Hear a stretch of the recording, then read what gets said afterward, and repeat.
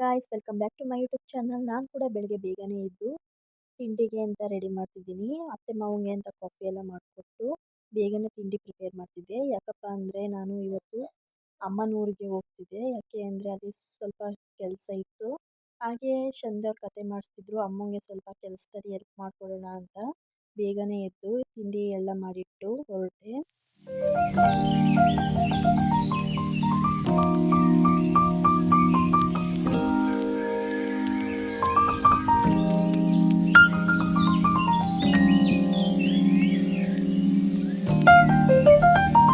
So ತಿಂಡಿ ಎಲ್ಲ ಮಾಡಿಟ್ಟು ಫೈನಲಿ ಮನೆಗೆ ಕೂಡ ರೀಚ್ ಆದ್ವಿ. ಅದಾದ ನಂತರ ಅಮ್ಮ ಮೊಸರನ್ನ ಮಿಷಿನ್ಗೆ ಹಾಕಿದ್ದೀನಿ. ಬೆಣ್ಣೆ ಬಂದಿದ್ರೆ ಅದನ್ನು ಕೂಡ ತೆಗೆದು ಮಡಗಿಬಿಡವ ಅಂತ ಹೇಳ್ತು. ಅದನ್ನು ಕೂಡ ತೆಗೆದಿಟ್ಟು ಎಲ್ಲ ಕೆಲಸನೂ ಸ್ಟಾರ್ಟ್ ಮಾಡ್ಕೊಂಡ್ವಿ.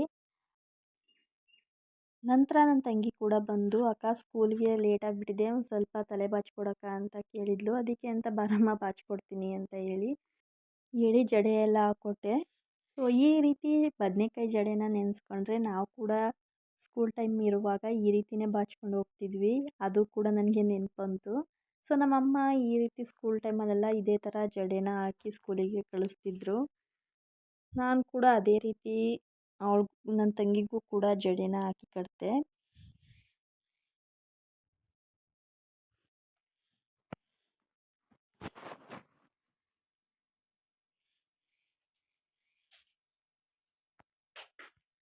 ನಾನು ಅಮ್ಮನ ಊರಿಗೆ ಬಂದ ಕಾರಣ ಏನಪ್ಪ ಅಂದರೆ ಇಲ್ಲಿ ಶನಿದೇವ್ರ ಪೂಜೆ ಇಟ್ಕೊಂಡಿದ್ರು. ಅದಕ್ಕೆ ಅಂತ ಅಮ್ಮಂಗೆ ಸ್ವಲ್ಪ ಎಲ್ಪ್ ಮಾಡಿಕೊಡೋಣ ಕೆಲಸಕ್ಕೆ ಅಂತ ಬಂದೆ.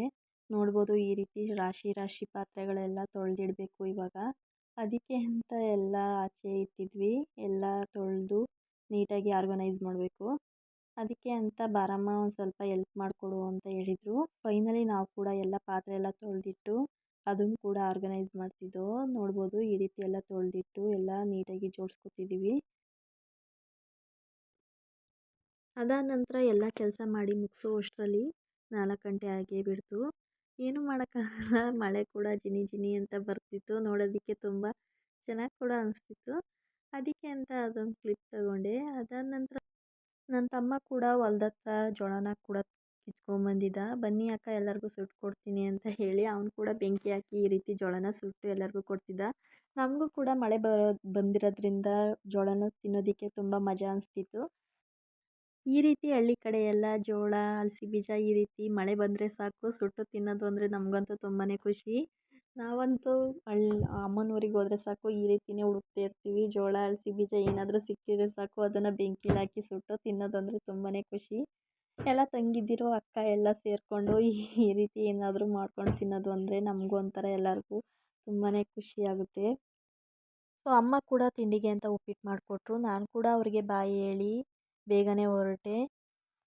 ಹೋಗಬೇಕಾದ್ರೆ ನನ್ನ ತಂಗಿ ಕೂಡ ವೆಯ್ಟ್ ಮಾಡ್ತಿದ್ಲು ಬಸ್ಸಿಗೆ. ಯಾಕಮ್ಮ ಇಲ್ಲಿ ವೆಯ್ಟ್ ಮಾಡ್ತಿದ್ದಿ ಅಂದಿದ್ದಕ್ಕೆ, ಅಕ್ಕ 10th ಇರೋದ್ರಿಂದ ಸ್ಪೆಷಲ್ ಕ್ಲಾಸ್ ಬೇಗನೆ ತಗೋತಿದ್ದಾರೆ, ಬೇಗನೆ ಹೊರಡಬೇಕು, ಅದಕ್ಕೆ ಅಂತ ಬಸ್ಸಿಗೆ ವೆಯ್ಟ್ ಮಾಡ್ತಿದ್ದೆ. ನೀವು ಹೋಗ್ತಿದ್ದೀರಲ್ಲ, ನನ್ನ ಕೂಡ ಸ್ವಲ್ಪ ಡ್ರಾಪ್ ಮಾಡಿಬಿಟ್ಟು ಹೋಗ್ತೀರಾ ಅಲ್ಲೇ ಅಂತ ಕೇಳಿದ್ಲು. ಅದಕ್ಕೆ ಅಂತ ಹೋಗ್ಲಿ ಬಾರಮ್ಮ ಅಲ್ಲೇ ಡ್ರಾಪ್ ಮಾಡಿಬಿಟ್ಟು ಹೋಗ್ತೀವಿ, ನಿನಗೂ ಕೂಡ ಲೇಟ್ ಆಗುತ್ತೆ ಅಂತ ಹೇಳಿ ಅವಳನ್ನು ಕೂಡ ಕರ್ಕೊಂಡು ಹೊರಟು ಸ್ಕೂಲ್ ಹತ್ರ ಡ್ರಾಪ್ ಮಾಡಿಬಿಟ್ಟು ಹೊರಟ್ವಿ. ನನ್ನ ತಂಗಿಗೂ ಕೂಡ ಬಾಯಿ ಹೇಳಿ ಅಲ್ಲಿಂದ ಹೊರಟ್ವಿ.